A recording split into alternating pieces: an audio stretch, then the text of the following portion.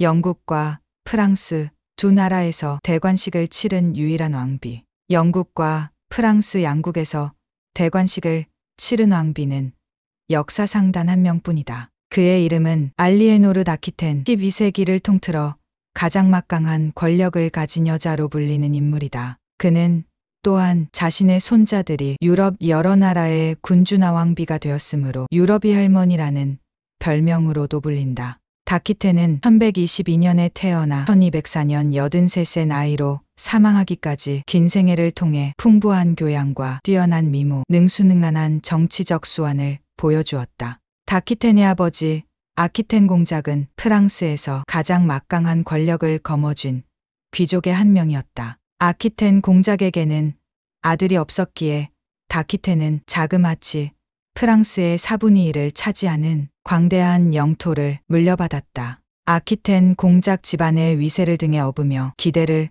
한 몸에 받은 다키텐은 15살의 나이에 2살 연하의 프랑스 왕세자 루이의 프러포즈를 받아들인다. 그리고 얼마 후 두 사람은 결혼식을 올렸는데 이는 1137년 7월 25일의 일이었다. 그리고 그로부터 일주일 후 왕세자 루이는 프랑스 국왕 루이 7세가 되었다. 그에 따라 다키텐은 15살의 젊은 왕비, 다시 말해 프랑스에서 가장 신분이 높은 여성이 되었다. 국왕과 결혼했는데 알고 보니 그는 성직자였다. 다키텐은 신혼 생활에 만족할 수 없었다. 루이 7세는 돌아가신 아버지가 조언해준 대로 다키텐이 소유한 막대한 재산을 보고 결혼한 것에 지나지 않았다. 루이 7세는 독실한 기독교 신자로 순결 욕망이 지나치게 강한 인물이었다. 언젠가 다키텐은 국왕과 결혼했는데 알고 보니 그는 성직자였다라고 투덜거렸다고 한다.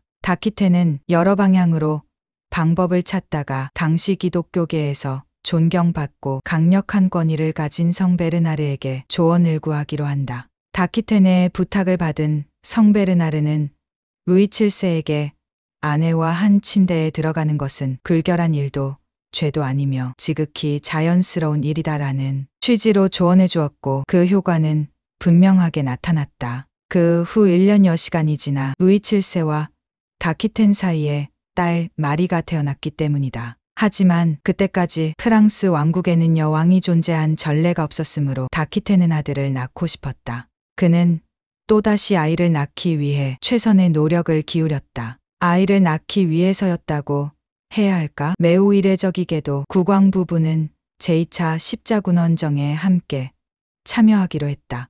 루이 7세는 성지 예루살렘을 이슬람 교도에게서 탈환하는 것이 목적이었으나 다키텐은 마치 허니문을 떠나는 기분으로서로 동상이몽이 꿈을 꾸었다. 아무튼 다키텐은 장소와 기분을 바꾸면 남편도 마음이 바뀔 것이라고 믿었던 모양이다. 다키텐은 캐노피가 붙은 최고급 침대와 각종 보석, 화려한 드레스까지 원정길에 동원했기에 그와 그 어마어마한 양의 짐을 호위하기 위한 용도로만 한 개의 사단 병력이 구성될 정도였다. 십자군 원정 중 벌어진 불륜 사건이 빌미가 되어 루이 7세에게 이혼당하다. 십자군 원정에 참여한 뒤 2년여 기간 동안 다키텐과 루이 7세 부부 사이는 결정적으로 멀어져 버렸다. 추측하건대 답답한 왕궁을 떠나 중동의 낮에 내리쬐는 강렬한 태양과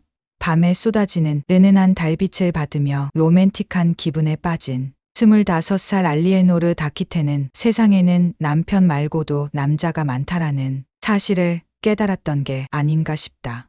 언제부턴가 알리에노르 다키텐은 자신의 숙부 레몽드 푸아티에와 이상한 친밀감을 느끼기 시작한 것으로 보인다. 역사가 기욤 드 티르가 남긴 기록에 따르면 푸아티에는 다키텐보다 23살 연상으로 적지 않은 나이였으나 키가 크고 체격도 좋은데다 상당히 아름다운 용모의 소유자였다. 두 사람의 심상치 않은 관계를 눈치챈 루이 7세는 질투 끝에 푸아티에에게 전쟁터에서 위험한 임무를 맡긴 뒤 다키텐을 감금해버렸다. 얼마 후 두 사람은 각자 다른 배를 타고 프랑스로 돌아왔다. 그때 다키텐은 임신 중이었는데 1150년에 태어난 아이도 딸이었다. 그로부터 얼마 지나지 않아 알리에노르 다키테는 프랑스 국왕 루이 7세와 이혼했다. 기독교적 윤리가 모든 것을 지배하던 중세 시대에 이혼은 결코 쉽지 않은 선택이었으나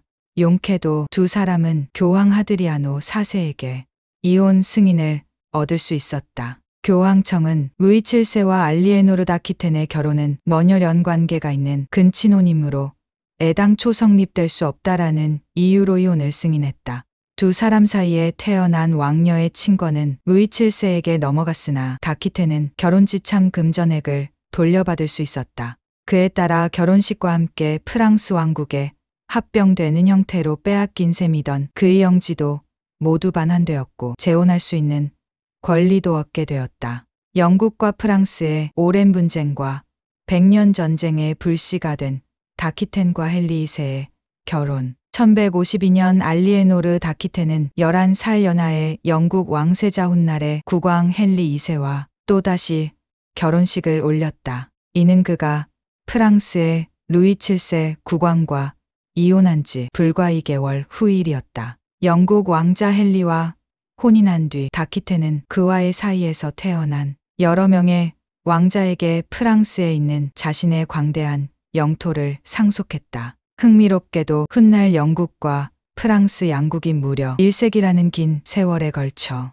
영토를 둘러싼 백년 전쟁을 벌이게 되는데 그 발단이 모두 알리에노르 다키텐의 이혼 및 재혼과 관련된 영토 상속이 빌미가 된 것이었다. 그러고 보면 결국 알리에노르 다키텐은 그야말로 역사를 움직인 중요한 결혼과 이혼을 한 여자인 셈이다. 그건 그렇다 치고 영국의 왕비가 된 알리에노르 다키텐의 하루하루는 온통 잿빛 투성이었다. 헨리는 아직 젊었고 전 남편 루이 7세처럼 허약하지도 않았다.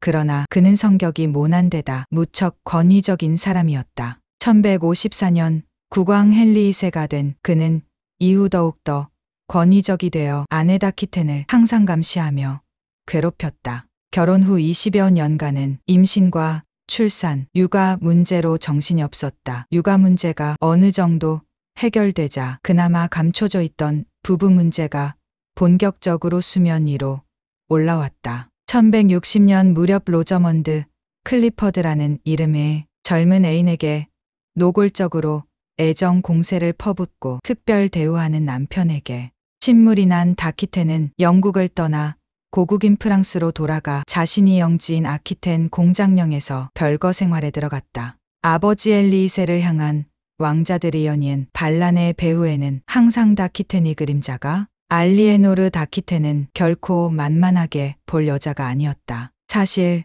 우아한 별거 생활은 다키텐이 진짜 야망을 숨기려는 행위이자 오랜 고뇌 끝에 한 선택이었다. 그는 어머니인 자신과 훨씬 친밀한 왕자들의 마음을 움직여 그들의 아버지 헨리 2세를 증오하게 만들고 모반을 일으키도록 부추겼다. 1173년 다키텐은 자신이 가장 사랑하는 헨리 왕자를 부추겨 아버지를 향한 반란을 일으키게 했으나 결국 실패로 돌아갔다. 그리고 그에 대한 벌로 다키텐은 15년 동안 유폐 생활을 하게 된다. 헨리 왕자는 이듬해에 아버지 헨리 2세와 화해하지만 갑자기 고열을 일으키는 알 수 없는 병으로 사망한다. 1183년의 일이다. 그러나 시간은 헨리 2세보다는 왕자들과 다키텐의 편이었다. 헨리 2세는 하루하루 늙어가는데 반해 왕자들은 점점 성장했기 때문이다. 그런 까닭에 그 시간이 다키텐의 편이 되어주어